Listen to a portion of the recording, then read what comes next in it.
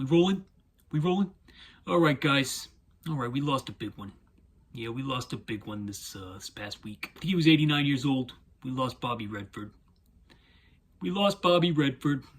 It's hard to put into words just what kind of impact this man had on the film industry as a whole, and even in ways that most people don't even realize. For instance, did you know that Bobby Redford was responsible for the Sundance Film Festival? Did you know that? He founded it. So without Bobby Redford, we might not have Reservoir Dogs. We might not have Pulp Fiction, at least not at wide distribution. Because of this man, the independent cinema of the 1990s that helped revitalize the industry became a thing because of the Sundance Film Festival, which really started to take off in the late 1980s with Sex, Lies, and Videotape, if you remember that one. But yeah, we lost a big one. You know, when I was a little boy, I was thinking recently what kind of my relationship with Bobby Redford, you know, as a screen presence, and I noticed in high school, I think you know, back when I was in high school, we used to watch movies. I don't know if they still do this now, because it's been so long since I've been in high school, but at least 3 of them were Robert Redford movies. That's right, and I'll let you know which ones they are. But here's what we're gonna do. It's a very special episode. I'm gonna go through Bobby's filmography here, and I'm gonna try to sell you on the good ones. And what I remember about him. And notice how we're gonna remember Bobby Redford. Here's the ones I could find in my own personal collection. Let's see. The first one that I think that I remember seeing here from 1967, Barefoot in the Park. Barefoot in the Park. I remember this one has Jane Fonda in it. And I remember that at one point he's drunk and he comes home. I think is this a Neil Simon play? I think this might be a Neil Simon. And Jane Fonda co-stars, and I don't remember much else besides him being drunk, and one scene Jane Fonda wears a brassiere. Let's see, what else we got? Let me fix my glasses. Alright, we're gonna take these off. It's better. Same old Jeremy that you used to. Nothing different, that's for sure. Let's see, what else we got here? Butch Cassidy and the Sundance Kid, which is displayed right there. That was his first team up with Paul Newman. Paul Newman, by the way, I eat his spaghetti sauce every Monday, and it's about the most delicious thing on the planet, and my favorite food of all time is Paul Newman's marinara. Nothing more, none of that fancy spinaroonie, socceroonie stuff. No. Just a regular marinara. Every Monday in my mouth. But Butch Cassidy and Sundance, it's a classic. A lot of people say that's one of the greatest screenplays of all time. I believe it's William Goldman. And the only thing I really remember about it is, because I haven't seen it in years, but I do own the Blu-ray. Maybe I'll revisit it one of these days. Is they're getting chased. You know, Butch and Sundance are getting chased, and they keep saying, "Who are those guys?" And it ends on a freeze frame. I remember that much. With them, you know, probably, I think it ends with that image right there that's on the cover. Firing away and getting fired at. So, who knows what happens then? Let's see. Downhill Racer, I've seen that one. That was the one where he plays I think he plays a skier. I don't think it's a race car movie. I always get it confused with the Steve McQueen movie I saw around the same time, which was, God, what was that one called? No, I don't have my Steve McQueen filmography pulled up here, but Downhill Racer, I believe, is a classic sports film about skiing. And here comes the first one I remember watching in school. And I don't remember much about it. I'm sorry, I don't remember much about a lot of these. But this one's called Jeremiah Johnson. And I remember we watched it, and I want to say it was a history class. I just remember him having a beard in it, and it looking really old. Even in the 1990s when I watched it, it looked old. You know how in the 90s, things from the 70s would look old and grainy, and films scratched up and stuff? Nowadays, you take a same movie from the same amount of time that's passed since the year 2000 to now, looks like it was made yesterday. Can't even tell the difference. But back in the 90s, you could tell when a movie was 20 years old. You could tell when a movie was 10 years old. Film stocks, man. Film stocks. They used to change and evolve. Now it's all pristine, super clear, and all that stuff. The Candidate. That's the second one I actually watched in high school. This one I remember was in another history class. It might have been like it was like a political lesson. And the teacher, this is a great movie, by the way. Great movie. I just watched it last year to get me pumped for the election. Get me pumped for the election. I watched The Candidate. And our teacher said, in the late 90s, he said, imagine, this is how big Robert Redford was, he said, imagine Brad Pitt and how your parents feel about, or how you feel about Brad Pitt. That's how your mothers felt about Bobby Redford. That's what he said. I remember that distinctly. And I don't remember enjoying The Candidate much while I watched it in high school. I don't even remember finishing it, to be honest with you. But I've watched it since, and it's an eye-opener. I mean, that's the movie that really opened my eyes into just how much of a show politics is, and just how fake it is, I guess. And we all act like it's real because it is real, but at the same time, it's all like staged and phony. This is why I consider professional wrestling to be the king of all entertainment, because it admits that it's fake and everybody knows that it's phony, but we all are in on it. We're all in on it. And then you gotta step back when something happens. You gotta step back when something happens, and you think, maybe, was that real? Was that part of the show? So that's kind of how it is with politics too. Like they're eating the dogs. They're eating that nonsense that we saw last year. Then somehow this we're not going to get into it. The politics free channel, but let's just say with The Candidate, you kind of just get really spells out how manufactured it all is, even back then. And this is obvious stuff. I'm not saying anything new. I'm not saying anything groundbreaking, and neither was The Candidate, but it did it in a relevant way, in a relevant time, and it struck a chord, and it's a great film. 4 thumbs up for that one. Highly recommended. If you're seeking out some Bobby Redford movies to revisit, to honor the man in his life, I definitely recommend The Candidate as being toward the top of the list. I think he's blowing bubble gum on the poster. Let's see, what else we got here? The Hot Rock. You ever see that one? That's another good one. It's like a heist movie. It takes place in New York, and I think the main thing I remember about this one is that there's a helicopter sequence, and like the scene takes place in a helicopter. This isn't just like a helicopter establishing shot. This is an actual scene, and they're flying through the Twin Towers, which are currently under construction. So you kind of see them before they're built. So the Hot Rock, I definitely recommend. It was a fun one. It was a fun heist, like a summer heist movie. I remember. I liked it. I liked it a lot. Don't remember who directed that one. Let me see if I can scroll up. Peter Yates. Boy, he's good. He is good. I think he did Breaking Away. I love Peter Yates. He knows how to handle a camera. I'm sure Bobby learned a lot from him.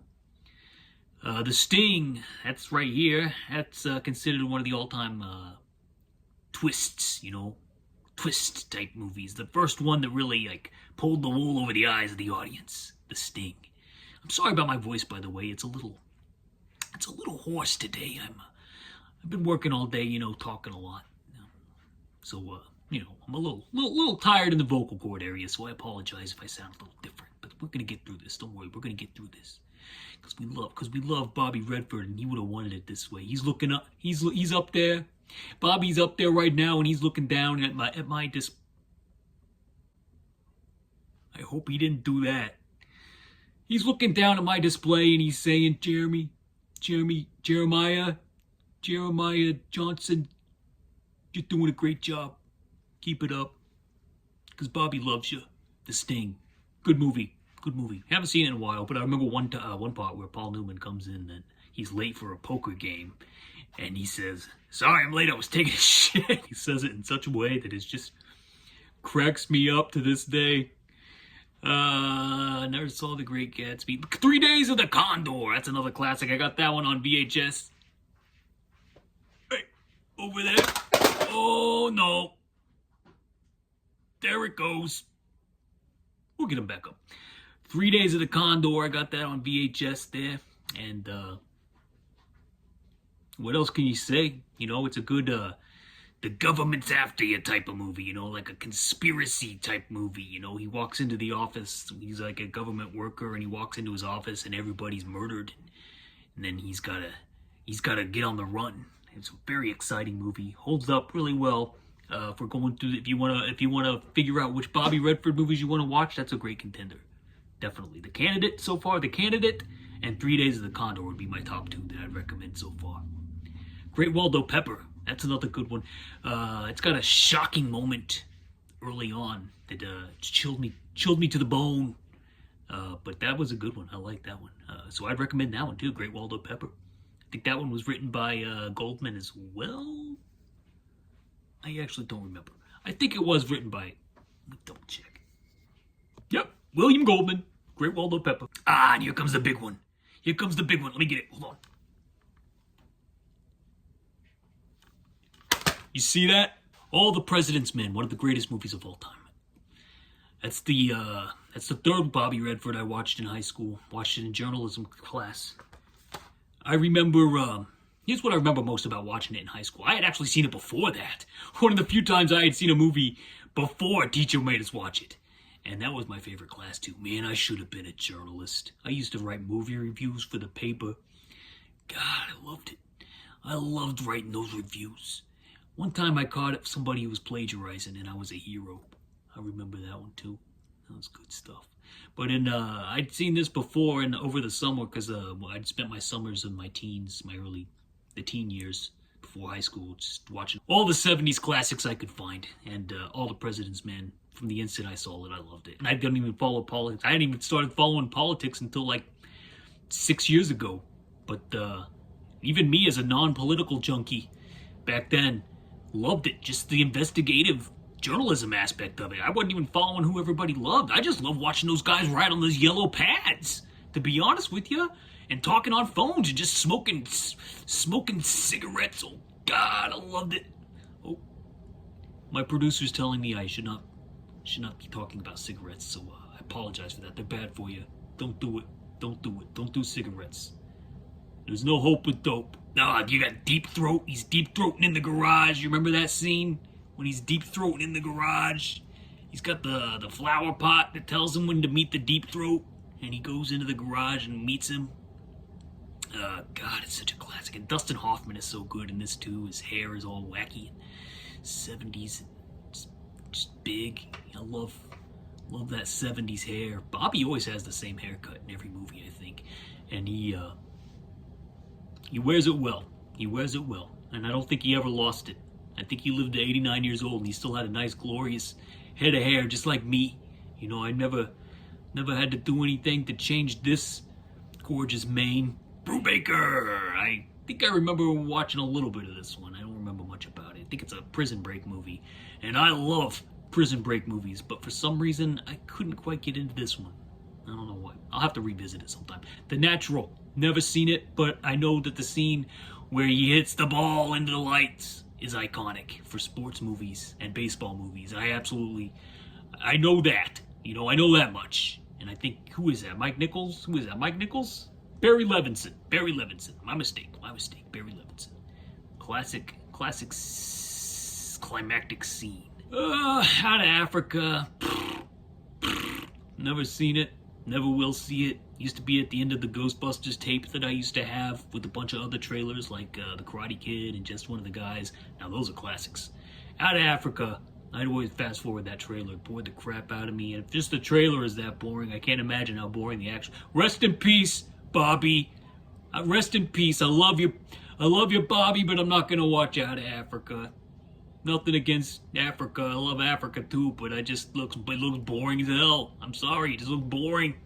Flying around on giraffes. I don't know what's going on. Man, we're already into sneakers already. My goodness, he didn't make a lot of movies in the 1980s. How many he got there? 1, 2, 3, 4. 4 movies in the 80s. Whoa, I almost forgot the most important thing. Hold on. This is it right here. If you're gonna honor Bobby Redford, you gotta go Ordinary People. When I first saw Ordinary People, I was around the same age as Conrad, and it kind of changed my life. I'm not gonna lie. I'm getting real here. Jeremy's getting real.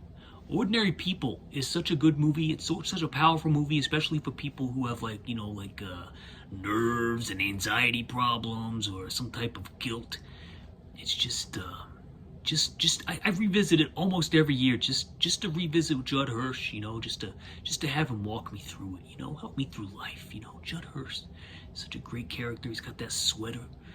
And it's so cozy.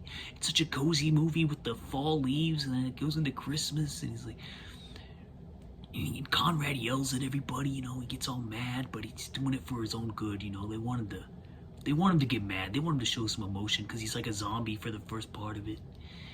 God, it's so good. It is such a great movie. I cannot recommend it enough. If you're revisiting Robert Redford's artistic output, Ordinary People is a must. It won Best Picture. A lot of people are pissed because it beat Raging Bull, and I think Raging Bull is a great movie, and it may even be artistically better. But as far as a movie that I can watch over and over again, Raging Bull ain't it. So I got no problems with Ordinary People winning, I'm sorry to say. Redford winning Best Director over Martin Scorsese. I mean, Marty got screwed all the time, That's just the nature of the beast. Awards are subjective anyway. They don't mean anything. But, God damn it. God damn, I love Ordinary People. I'm thinking of getting an Ordinary People hat just to put on my head and wear with that logo. That logo there. I had the poster. I think I still got it. Folded up in my garage. Creases and everything. God, I love that movie. Oh, I think Connie's the only one left now. God love him. Okay, now we can go on to Sneakers. Sneakers is great, fun. Sidney Poitier, young River Phoenix, a couple years before he passed on. Now we can be reunited with Bobby. They can look down and they can say, "You guys are doing okay down there." Well, actually, we're not. We're not doing okay. There's some big problems. We got big problems down here. But hey, we've always got problems. It was never great, I'll tell you that much. There's always problems. Always bullshit. Oh, sorry, pardon my language, there's always BS going on. No matter how rosy you think it is, there's always something going on. And there always has been. We didn't start the fire, you know what I mean? You know what I mean. Indecent Proposal. I forgot he was in this, but I've only seen it once, I think. Well, there's one part I've seen more than once, if you know what I'm talking about, and I think you do. Up Close and Personal. Jeez, man, he is just not in a lot. I'm surprised by this. Didn't see it. Horse Whisperer, didn't see it. Is that Cormac McCarthy, or is that another horse movie? Oh, he did All the Pretty Horses, that's right. Spy Game. Unfinished Life I saw and enjoyed. So, if you need one more, I guess it's gonna be that one. Captain America Winter Soldier? What? He's in Marvel movies? Peach Dragon? He played the dragon in Peach Dragon? Hold on a second. You're not gonna believe this. We're live here. No edits. Trust me. No edits. The producer's actually reaching for it. You got it? Show him. Give it to me. Put it in my mouth. Oh, Jesus. There goes Ordinary People. Hope it still works. It's for display purposes anyway. I watch the DVD if I ever watch it. Or I stream it. Peach Dragon. I didn't realize Bobby Redford was in this one, but you can see him there. He's the big green dragon. And it came out in 2016. I thought it was older than that. It's on VHS, so I would assume it was older than 2016, but I guess it's not. I guess Bobby played that dragon recently, but it's got red hair, so didn't he have red hair? He's like a strawberry blonde, but yeah, that's definitely him. Definitely.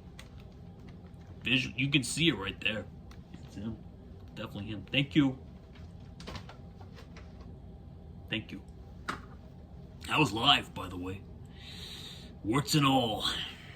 Let's see. The Old Man and the Gun. Didn't see it. He was in Endgame? Well, I guess he was. I saw Endgame. That was a good one. I don't remember who the hell he was, though. My God, I tell you, those Marvel movies, whoo, right over the old head. Right over the old noggin. Anyway, let's see, anything else? Directors. Oh, he did Quiz Show. You remember that one? Marty. Oh my God, say Marty. It's Marty. Remember that one? Remember Quiz Show? River runs through it. I think that was the River Phoenix. I think that was the River Phoenix movie with River Phoenix. Oh, it's not as Brad Pitt. What am I thinking? I think it's just because his name's the river is in the name, and I got confused. But it's okay.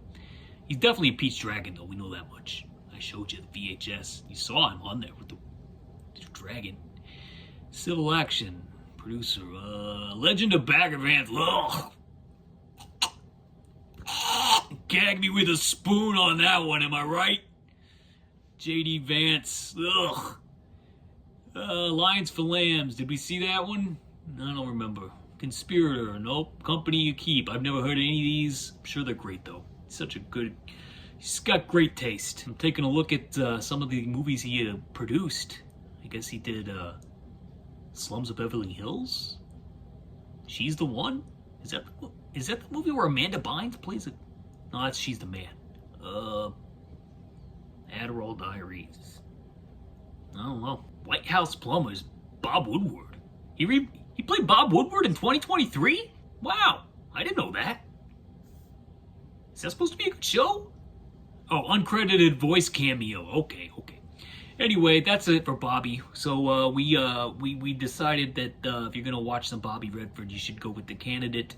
You should go with All the President's Men. You should go with 3 Days of the Condor. You should go with Ordinary People. Those are the musts.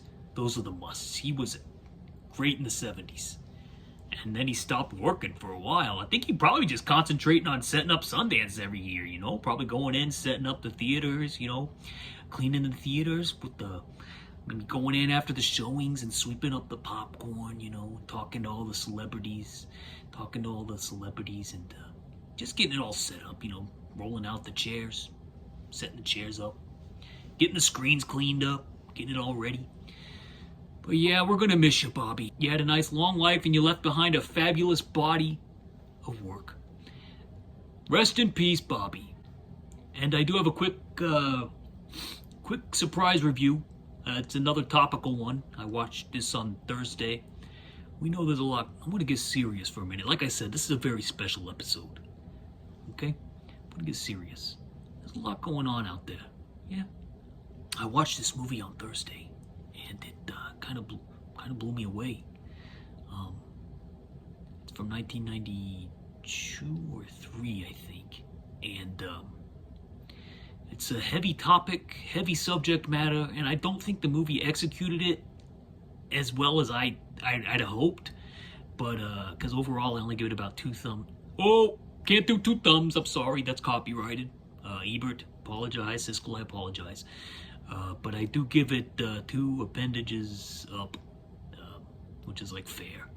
But of course, I'm talking about Coneheads. Yeah. So you've never seen it. It's topical. It's relevant. And be safe out there. I'm being serious. Be safe out there. Be good to each other. We're all in this together. All of us are in this together. All right. I'm done. Hope nobody comes after me. God, Jeremy spoken, Godspeed, and please, rest in peace, Bobby Redford. You were a great man. And, yes, peace and love. Till next time, if there is a next time. Jeremy loves you.